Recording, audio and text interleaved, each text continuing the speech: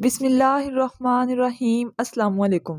حابیل اور قابیل کی داستان قرآن میں سورۃ مائدہ میں بیان ہوتی ہے۔ یہ قصہ حضرت آدم علیہ السلام کے دو بیٹوں کا ہے۔ ان میں سے ایک کا نام حابیل اور دوسرے کا نام قابیل تھا۔ قابیل عمر میں بڑا تھا اور کھیتی باڑی کیا کرتا تھا۔ یہ مزاج کے اعتبار سے تیز اور فطرتاً برائی کی جانب راغب تھا۔ اس کا چھوٹا بھائی حابیل اس کے برعکس تھا۔ وہ نیک شرست، متقی اور منکر مزاج تھا۔ اس کا پیشہ بھیڑ بکریاں چرانا تھا۔ ایک دن اللہ کی جانب سے دونوں کو حکم ہوا کہ وہ اللہ کے حضور قربانی پیش کریں، تاکہ علم ہو جائے کہ کون اللہ کے نزدیک زیادہ متقی اور مقبول ہے۔ قدیم زمانے میں قربانی کی قبولیت کی یہ علامت تھی کہ جس کی قربانی کو آسمان سے ایک آگ آ کر جلا دیتی، اس کی قربانی اللہ کے نزدیک قبول ہو گئی۔ چنانچہ دونوں نے قربانی پیش کی۔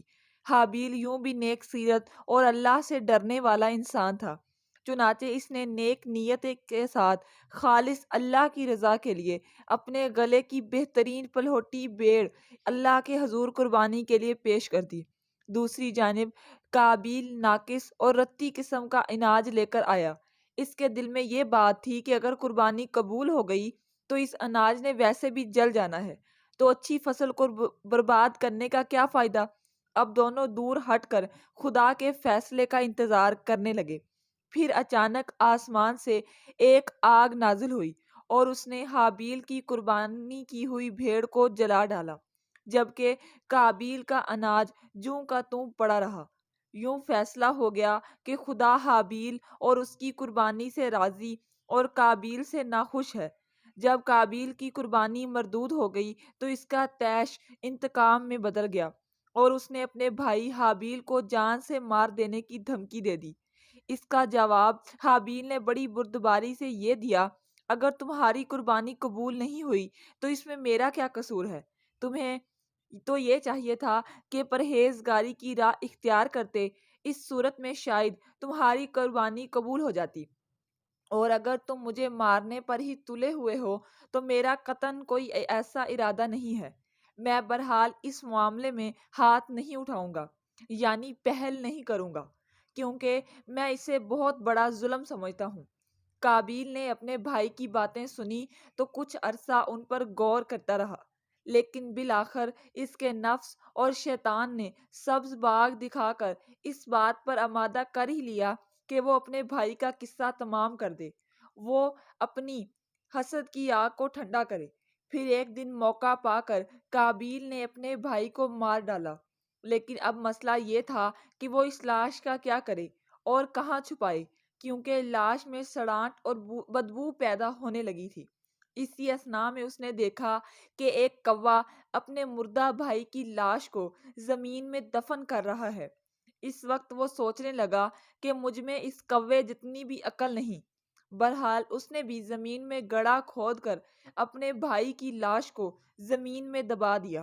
جب وہ لاش دفن کر چکا تو اب اس کا نفس اسے ملامت کرنے لگا کہ ایک نیک سیرت اور شفیق بھائی اس سے ہمیشہ کے لیے جدا ہو گیا، اور اس بات پر بھی اسے ندامت ہوئی کہ اس نے اپنے بھائی کو قتل کر کے انتہائی وحشیانہ حرکت کا ارتکاب کیا ہے۔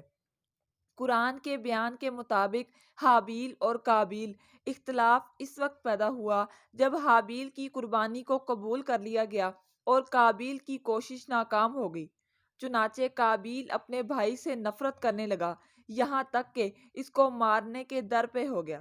جبکہ اس بارے میں ایک قصہ مشہور ہے کہ حابیل اور قابیل میں اختلاف کی بنیادی وجہ ایک لڑکی تھی، جو قانونی طور پر حابیل کے نکاح میں آنی تھی، لیکن قابیل اس پر حق جتانا چاہ رہا تھا۔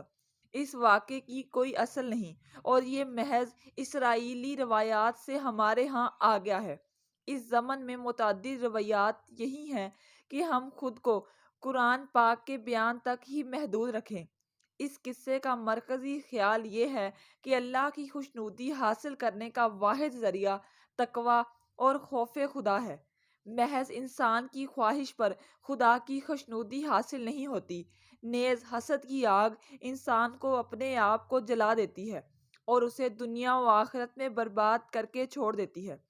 قابیل نے اپنا جرم چھپانے کی کوشش کی، حالانکہ وہ یہ بھول گیا تھا کہ انسان کتنا ہی خود کو دنیا کے نظروں سے چھپا لے، وہ خدا کی نگاہوں سے نہیں بچ سکتا۔ آج بھی انسان جرم کو چھپا کر ہی یہ سمجھتا ہے کہ اس نے خود کو چھپا لیا، جبکہ ابھی فیصلے کا دن آنا باقی ہے۔ قابیل نے حسد اور انتقام کے جذبات سے مغلوب ہو کر اپنے بھائی کو تو قتل کر دیا، لیکن بعد میں اسے پچھتاوا ہوا کہ اس نے کیا کیا۔ اکثر جرائم جذبات کے تحت ہی ہوتے ہیں۔ اگر انسان کچھ عرصے کے لیے اقدام کو مؤخر کر دے تو گناہ سے بچا جا سکتا ہے۔ نیز اس سے یہ بھی علم ہوتا ہے کہ نیکی اور بدی کی بنیادی تعلیم ہماری فطرت میں ودیت کر گئی ہے، اور اگر ہم ضمیر کی آواز کو نہ دبائیں تو بہت سارے گناہوں سے بچ سکتے ہیں۔ امید کرتے ہیں کہ ہماری آج کی یہ ویڈیو آپ کو ضرور پسند آئی ہوگی۔ پسندیدگی کا بہترین اظہار یہ ہے کہ آپ اس ویڈیو کو لائک کریں اور ویڈیو کو اپنے دوستوں احباب کے ساتھ شیئر کریں، اور نیچے دیے گئے کمنٹ باکس میں اپنے کمنٹس بھی ضرور تحریر کریں۔ جزاک اللہ خیرہ۔